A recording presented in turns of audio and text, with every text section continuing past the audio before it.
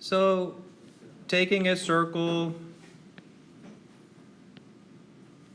slicing it into eighths, I could,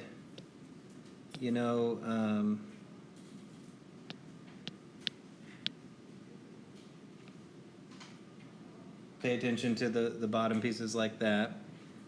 And then if I were to slice this into pieces,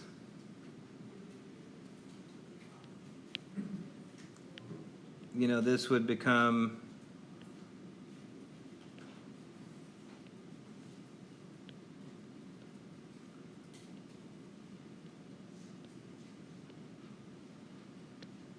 something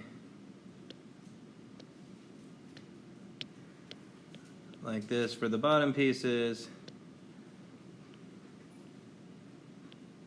These are the top pieces. And if I cut that one in half, so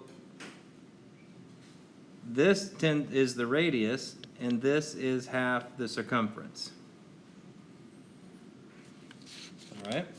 Well, guess what we learned the other day? Didn't we learn, so I guess we learned that the circumference of a circle is pi d, which you're probably more familiar with 2 pi r. That's the way it's typically sold in classes preceding this. And really, the main event here isn't that formula that we already knew, but the fact that the number pi is the ratio of circumference to diameter. That's actually the most important thing, but we're going to push that aside. And so if this thing here, if this is really a rectangle, so the area of a rectangle is supposed to be base times height. And in this case, I have 1/2 c times r. But c is 2 pi r. 2's drop out, and I get exactly what you would expect. I get pi r squared. And I get pi r squared by regrouping the parts of a circle. So we were messing with dots and groups of dots. Sum of the parts equals the whole. Invariance into regrouping. So I took an object, I took its area, and I regrouped its area into some finite number of equal parts. And when I rearranged them in a particular way, I got something that suggested to me, hey, looks like if I keep making these smaller and smaller, I get a rectangle. And as calculus students, you understand the limit process, and you can see, yeah, that's exactly what would happen if we kept making these slivers smaller and smaller and smaller. We basically are heading towards a rectangle.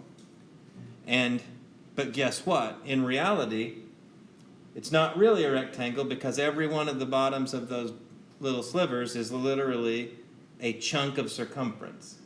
And the whole bottom row, just like the whole top row, is half the circumference. But the height of this rectangle is the radius. So guess what the average height is? It's r. Guess what the base is?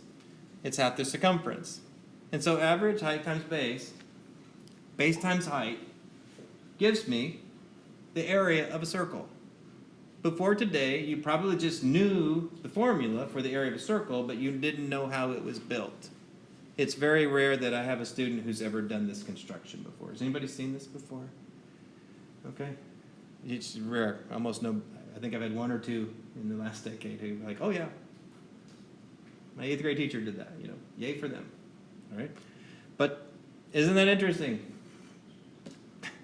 I just regrouped a circle into a rectangle and used the same area idea, base times height, to compute the area of a circle. So the height of a circle is its radius, the base is its circumference. That's weird. You wouldn't normally think that by looking at a circle.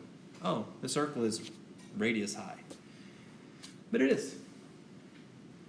It's an interesting shape. So that's the point of this lab here.